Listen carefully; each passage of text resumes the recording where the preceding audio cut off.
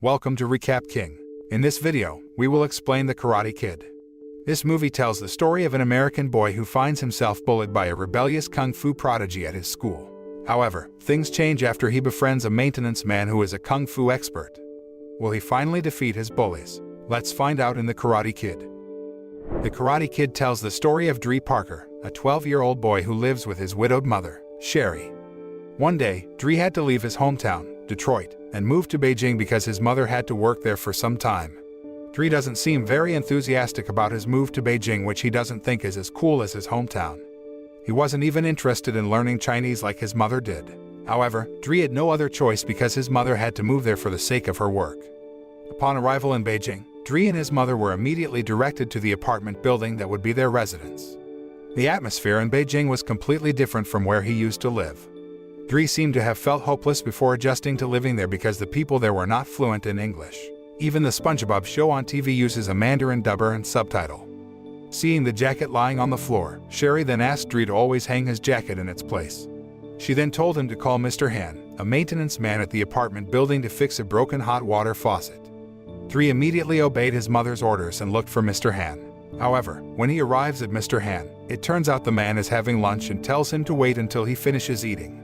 While waiting for him, Dre saw that Mr. Han was bothered by a fly.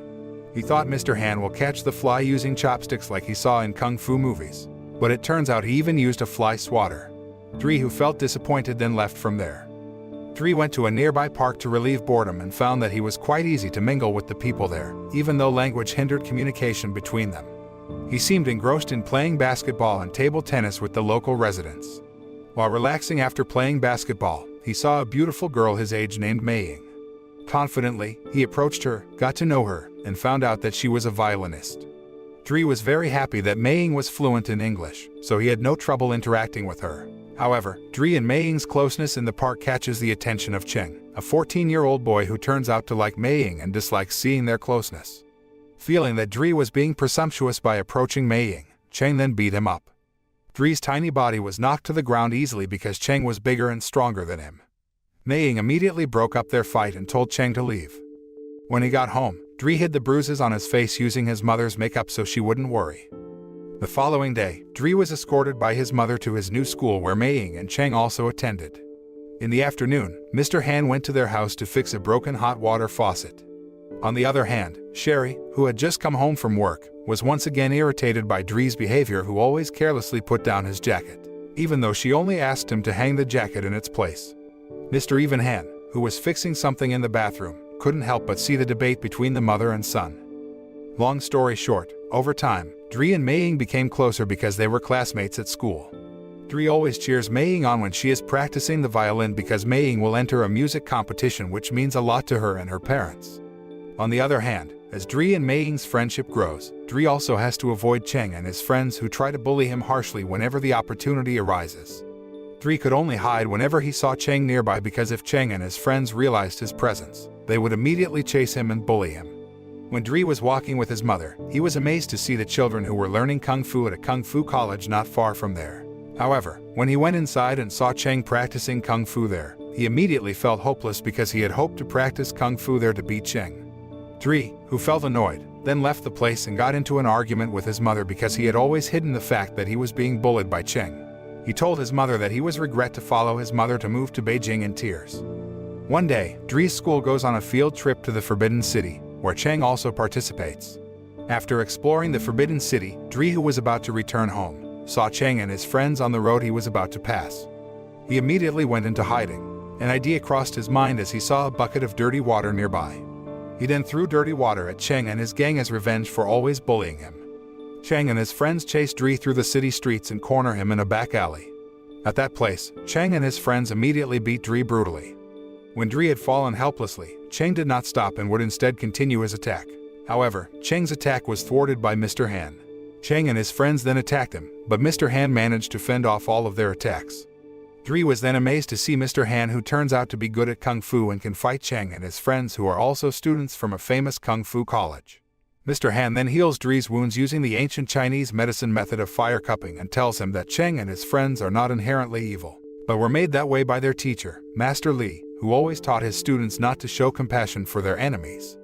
Mr. Han said that there are no bad students, only bad teachers. Dre then begged Mr. Han to teach him Kung Fu, but he refuses and instead takes the boy to meet Master Li at the Fighting Dragon College to make peace with Cheng and his friends. However, upon arrival, Master Li rudely refused the offer of peace and challenged Mr. Han or Dre to fight with Cheng.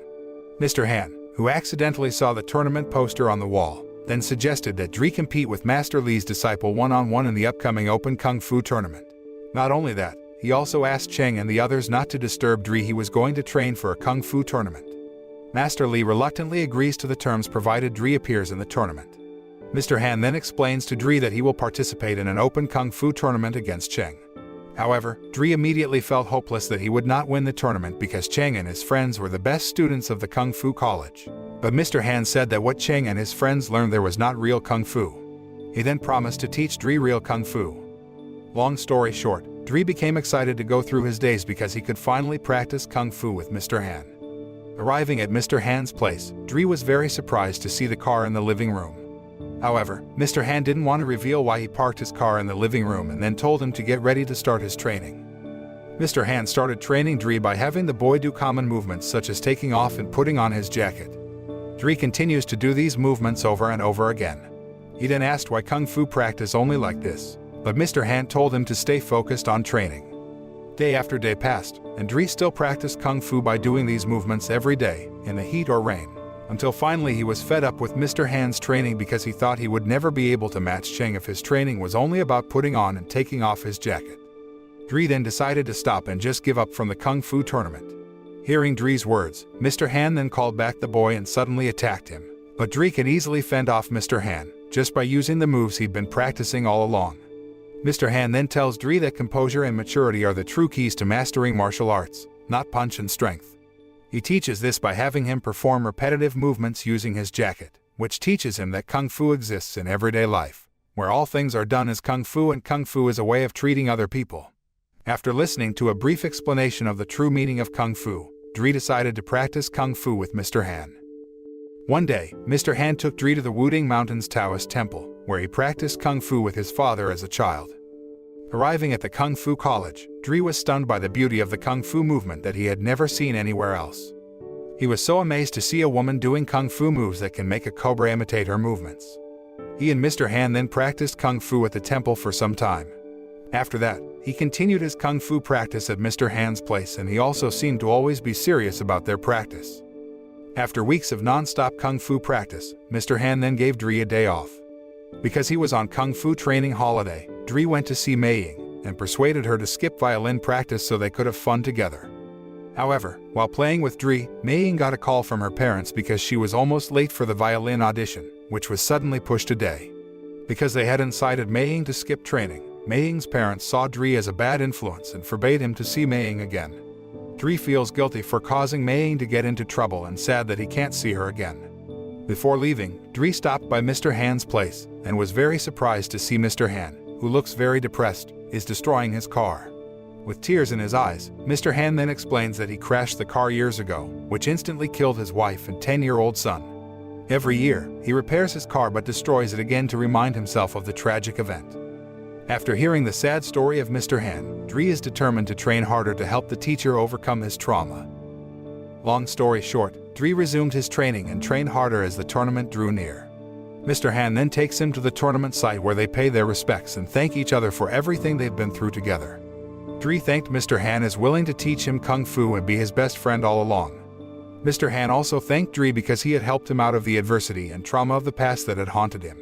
Dre was very happy and hugged his teacher when Mr. Han presented him with clothes like the people who practiced Kung Fu in the Wuding Mountains, which he would wear to the tournament. Mr. Han then helped him write and read an apology note in Chinese that he would pass on to Mei Ying's father. Unexpectedly, Mei Ying's father accepted his apology and allowed him to be friends with Mei Ying again. The man even promised that he and Mei Ying would attend a Kung Fu tournament to support him. The day of the Kung Fu tournament arrived. Dre seemed nervous to see the audience's enthusiasm that filled the battle arena, where it was seen that Mei Ying and her parents really came to support him. Sherry was sitting next to Mei Ying. In the tournament, Dre, who initially lacked confidence, had to drop points because of the foul he committed. However, he finally got up and was able to beat his opponents and advance to the semifinals. Cheng did the same and finished off his opponents fiercely.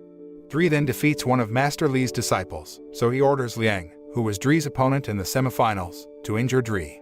Liang didn't want to do it, but he had to obey his master's orders. Liang attacks Dri with a series of attacks aimed at immobilizing Dri's legs, which results in automatic disqualification and sends Dri through to the final round.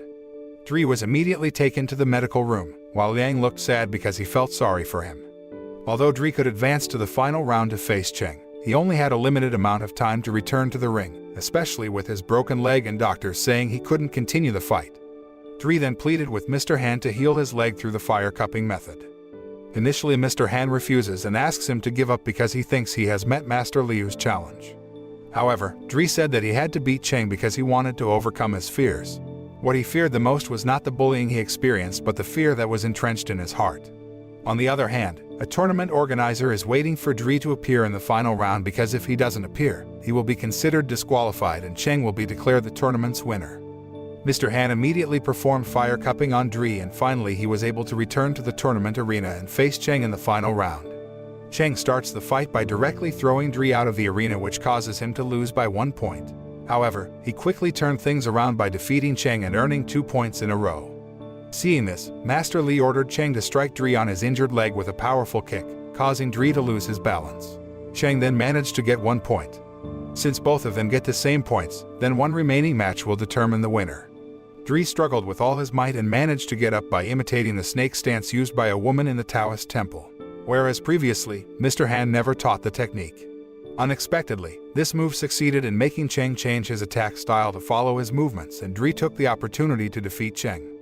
Finally, Dri can win the Kung Fu tournament, along with the respect of Cheng and his friends. Cheng then gives the trophy to Dri and looks happy with his win and acknowledges his greatness. Cheng and all the Fighting Dragon Kung Fu school students then bowed respectfully to Mr. Han, and taking the man as their new teacher, replaces Master Li, and the film ends.